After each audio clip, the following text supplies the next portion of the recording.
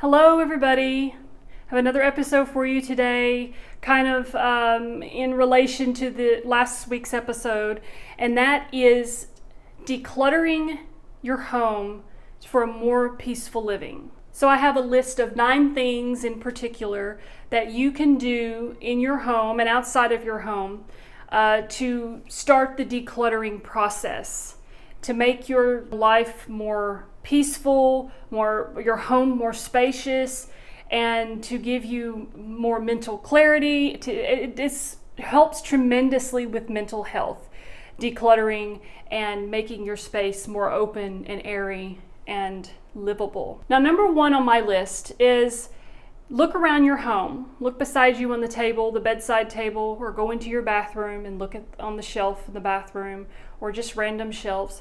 And how many lotion bottles and other types of personal skincare and such do you have that have dust on the tops, have not been used in months? You maybe bought a bottle of lotion once and used it once and then just put it on the shelf or the counter somewhere, and you haven't touched it since. Now, really think about how many of those you have throughout your house. Look around.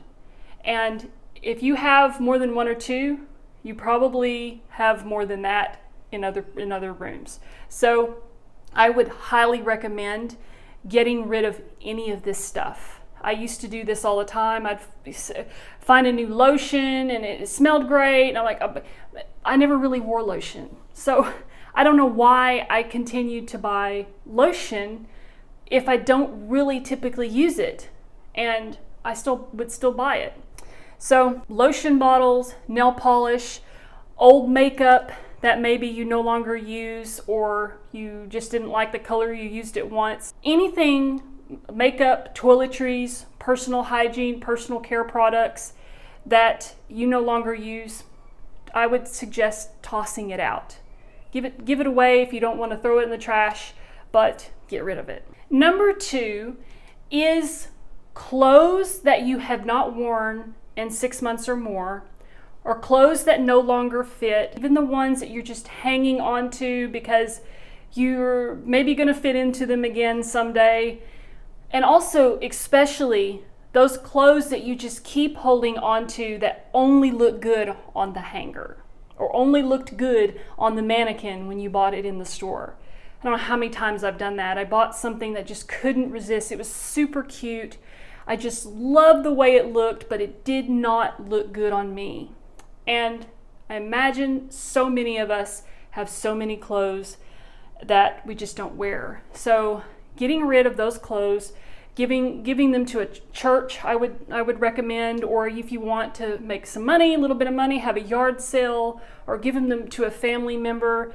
But get rid of these clothes that you don't need, that you don't really use, that serve no purpose in your home other than taking up space and cluttering your closets and your drawers. I know I've mentioned this in a previous episode, but I had an Amazon addiction at one time, and I had accumulated so many clothes that I never wore, and I never bothered to send them back and get refunds. I would just buy stuff and keep it, even if it didn't fit or it didn't look good on me. Or something I just thought was really cute and I didn't want to part with it. And I don't know why, because it's not like I'm ever going to wear it because it looked terrible on me or it fit me in a weird way. But I had so many clothes that I packed 16 trash bags full of clothes, big, large trash bags, and gave them away. So it was pretty bad. But I know so many people like that, so many women who have just closets full of clothes, more than one closet full of clothes, boxes of clothes in their attic, clothes in their basements, and they hold on to them for various reasons, they say, but really they don't need them for the most part. You know, everybody has their own individual situations. I'm not going to pretend to know everybody's business, but for the most part, if you really ask yourself, do I really need this clothing item? Am I ever really going to wear this? No. So there's no reason for us to keep that in our homes and just clutter up our space. Number 3 is extra dishes. A lot of us have multiple dish sets. Maybe we got one from a family member, we bought one at a thrift store. I'm talking full sets here because we have this thing where if we see a set, you want the whole thing. You don't want to just buy one random cup or one random plate. So we end up with sets of dishes. And so many of these dishes, in my case, I had this problem at one point. I had probably 20 plates from 2 different sets, and the same with bowls, and a variety of forks and spoons, and pans were a big thing. I had several skillets, several pots, several this, several that, and I'm thinking to myself, why do I need 5 frying pans? Sometimes different sizes, I understand that, but why do I need 5 frying pans of the same size? I don't. Dishes in particular take up so much space in your kitchen. And especially if you're just like for instance, in my home, it's just me and my husband. It's just 2 people. We don't need 4 plates unless, maybe we might have 4 plates because we might have someone over and have them eat or whatever the case. But in general, we don't have people over here. So we don't need 4 plates. We just really need a plate for me and a plate for him. And, maybe a backup plate. You never know. But I would be really careful thinking about in that backup mindset. Well, I don't want to just get rid of all my stuff because then what if I have a dinner party or, whatever the case may be. But just look through your kitchen, pare down some things, and get rid of unnecessary dishes and silverware and plates. And if you're just a 2-person household and you never have company at your house, you don't really need, in general, you don't need more than enough for you and the person that you're living with. But if sometimes you entertain often, you might want to keep a few sets aside. But I don't recommend going out and buying more. And the same with clothes. If you get rid of a bunch of clothes, you get rid of a bunch of dishes, there's this thing in the back of your mind next time you're in the store and you see some pretty plates or some pretty clothes, and it almost is like a license to buy more. Don't fall for that trap. When you get rid of something, keep in that mindset that you're paring down, you're decluttering, and you're trying to make your space more inviting and more welcoming and more calm and peaceful. And the more stuff you have in it, the less peaceful and calm you will feel. Now, number 4 is the knickknacks. We all have them, little magnets or statues or little figurines and things like that. Maybe you bought it at a flea market. Maybe someone gave you something. There is a big chance that you have knickknacks you don't even know where they came from. You don't know if you bought them or if someone gave them to you. But knickknacks, they might seem harmless, but if they're full of dust, then that means you're not really caring for them and you don't think about them very often. They're just sitting there taking up space and you never look at them. That's the thing.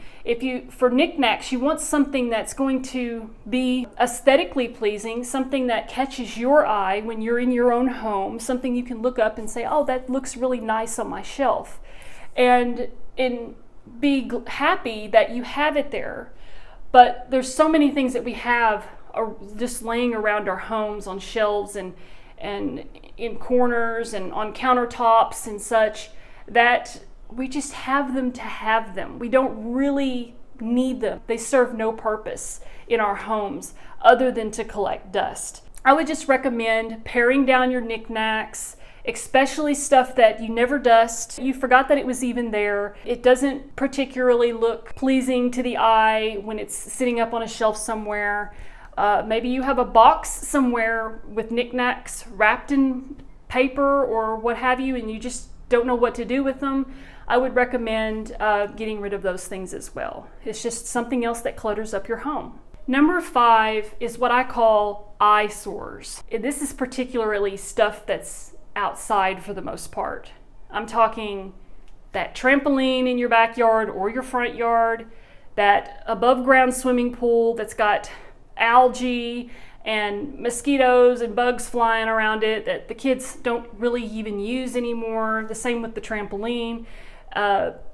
Those kinds of things, even swing sets especially, and I'm not talking the, expensive swing sets that are nice and still have a lot of years left in them, but broken down swing sets, rusted swing sets, mildewed swing sets, things like that in your yard that they're just eyesores. My mom and me would drive around Arkansas, just sometimes just to be driving, and that's one of the things that we would always talk about when we would drive past a house with a big ugly trampoline in the front. And of course, those people that live there and that have that trampoline, they didn't put it there for my viewing pleasure. I understand that. But it becomes clutter when it's not being used, is the whole point I'm trying to say. I'm not saying don't buy your kids a trampoline. I'm not saying that it's ugly, but I think it's ugly so you can't have it. It's just a personal preference. And like I said, the same goes with swimming pools and old broken down swing sets and things like that. But when you have a lot of stuff out there, junk in your yard, toys that kids no longer use, especially the big stuff, it's a little overwhelming. It's one of those things also that they weigh on your shoulders, but you don't know it. You don't realize how much it affects you to see something that is just sitting there and it serves no purpose, and it's clutter, and it's just basically junking up the scenery. You don't realize how much better you feel or will feel until after you get rid of it.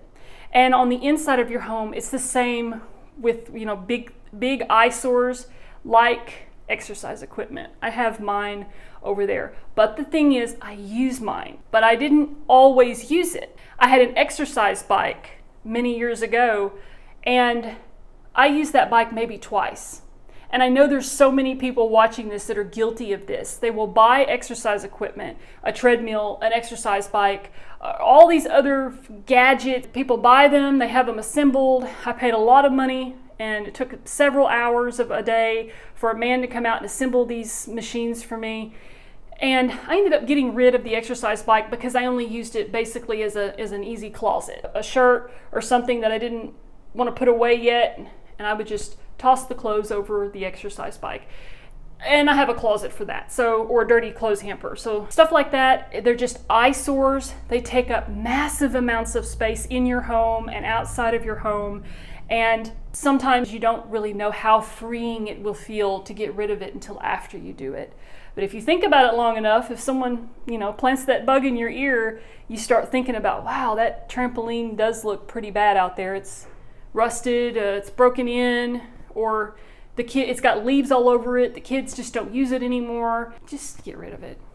That's just my advice. Number 6, get rid of dated magazines and old mail and paperwork. So many of us have that problem, or maybe not as with magazines anymore these days, because a lot of people are doing online magazines, which is great. It saves the trees and all that good stuff, and you don't have a bunch of paper clutter in your home, which is huge, because that used to be a thing for me. I would save everything. I remember I had a tall file cabinet that I bought at a flea market that was just packed chock full of old tax papers and where I bought my house, just all kinds of random things. And I hated it. I hated that big, again, eyesore file cabinet that I had, tried to hide away in one room. But even though people didn't see it, I knew it was there. So it just bothered me that I had this eyesore, this big box of clutter, this big metal contraption full of paper clutter. And so one day I decided I was going to make everything digital. It took me about a week, but I went through every single sheet of paper that I had. Ran a lot of stuff through the paper shredder that I didn't need to keep, or just chunked, a bunch of stuff out that I don't even know why I kept in the first place. And it wasn't particularly something that needed to be private and shredded, so I just chunked it in the trash bag. And then the stuff that I really needed to keep, like tax documents and other such things, I scanned them with my phone. I had like a little Adobe PDF scanner. You just take a picture of it, it turns it into a PDF, and it automatically loads it up online into the cloud. And I also keep separate copies of it on flash drives. So, I'm not ever going to lose this stuff. And it took me about a week to accomplish this. And I felt so much better when I got rid of that big box of paper in that room. I felt so much better. It was so freeing. It was so satisfying. And I have found many, many times that making everything digital has saved me on many occasions, especially living here in Mexico where paperwork is key. It's not like in the United States. Here you have to have paperwork for everything. I'm talking 10 years worth of paper trail for stuff. So I was easily able to, when I was going through my resident process, I was easily able to just open my app on my phone and find the necessary paperwork that I needed and things that I would never have even brought with me here to Mexico because I just didn't think that I would need something like that. So it was such a relief that I had it right there on my phone. I could pull it up, they could see it, I could email it to them, and they could print it off, and I didn't have to be a folder or a bunch of paperwork carried around with me. I would just recommend that. Also, if you have the option, which most, like bill paying sites and things like that, they have the option. You can go online and you can choose to opt out of paper anything. You can choose to go paperless. And so that way, all of your files, all of your documents are easily accessible on your account, or they, depending on what kind of company it is, they'll email you your information. But it's so much better than to have it in your mailbox as physical mail every month, because it just piles up continuously, and then you're just doing the same thing over and over again by purging it. But yeah, get rid of all the paper junk. It will make your life so much easier. It's a huge step to decluttering your home, is to getting rid of paper. Now, number 7 is kind of in relation, I think, to it was number 3 about extra dishes. If you're one of those people who have a lot of Tupperware bowls, lids everywhere, and then you keep like plastic yogurt containers and plastic butter containers, and you keep all that stuff, it can really, really pile up on you very quickly and cause a lot of clutter. I used to do this. I'm guilty of the same thing. I had so many plastic bowls, but now I'm trying to, go to glass mostly. I try my best not to use plastic. Of course, you can't avoid it when you're buying butter or you're buying yogurt, things like that in the store. But for the most part, I try to stick to glass dishes. But even, glass containers, you can buy them now instead of using plastic. Yeah, I just would suggest going through all of this extra Tupperware and plastic containers and just chunking a lot of that stuff, because it just takes up so much space, like all the extra dishes. Number 8 is to get rid of the actual junk in your junk drawer. We all have a junk drawer. Well, maybe not all of us, but a lot of us have a junk drawer where everything else might be clean in the house, everything else has a place, but there's just that one spot. And a junk drawer can be anything. It's not necessarily have to be a drawer. It can be a box, it can be a plastic container somewhere. I don't know, there's many uses. It's just junk drawer is a kind of a universal term for it, where we just throw stuff that we don't know where it goes. We throw stuff that doesn't particularly have a spot. It's the miscellaneous drawer. So I would suggest, if you have one of those, organize it, pare it down, go through every little piece, and you find so much stuff in there that probably you just need to throw in the trash. Get rid of it. Even your junk drawer, something that nobody ever sees. It's one of those things that is there, and just knowing that your junk drawer is organized and clean can make you feel so much better, and it declutters your home, it declutters your mind.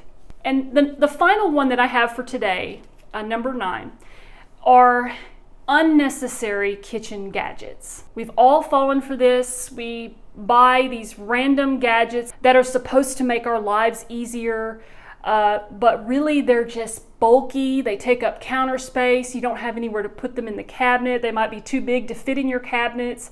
There's just so many things on the market, and we tend to fall for it because we think it's so cool. We think it's going to make our life easier, but really it doesn't in most cases. Some things are exceptions. If you use a crock pot a lot, then I would say that it's useful. Keep it. But if you bought a crock pot because you read a recipe one day that required a crock pot and you've never really used it since, there's really no point in having that big, bulky crock pot in your kitchen. So I have a family member who I was at her house, and she wanted to use this new egg steamer so she could make hard-boiled eggs. And the time it took her to read the instructions, to put the gadget together, and to figure out how to get it to work, all the time it took to do that took longer than it actually took to steam the eggs. And I doubt she'll ever use it again, but it's just another example of a gadget that we buy that we think is going to make things easier. We can just use the pan to boil the eggs the old-fashioned way. It's just one less contraption we have in our kitchen. One thing that I had was a rice steamer. It's probably about this big, and it just took up a lot of space on the counter.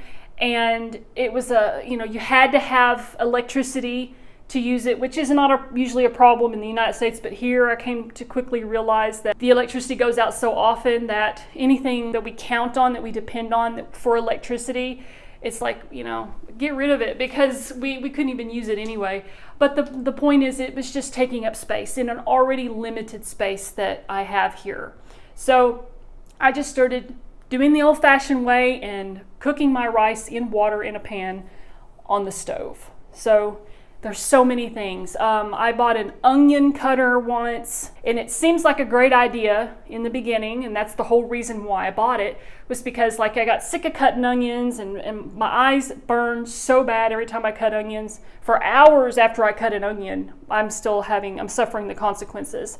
So I bought this onion chopper, and it almost took my finger off. I sent it back. It was an Amazon buy. I sent it back. I put a bad review on there because it was very dangerous. Just look at the contraptions you have in your kitchen.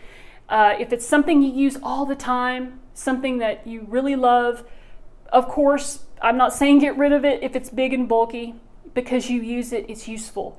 But if it's something that you don't use, you used once, you just don't really use it anymore, I would recommend getting rid of it and save that space for something that you do use, or for nothing at all. Because as you start to declutter your home, you will start to realize that the less you have, the better you feel. The more open your space feels, the more clean your space feels, the more organized. And that is so important for your mental health, is to have a clean, organized, and open, comfortable space. So those are my tips on decluttering your home. There are so many more. I'm pretty sure later I will do another episode on this, but I hope that these tips have been helpful to you. If you have any more, put them in the comments section. I might add them to my next episode on this subject. We'll see. So like and share this video, and please subscribe if you haven't. Every little bit helps me to continue this channel. So thank you so much for watching. May God bless you, your family, and your life.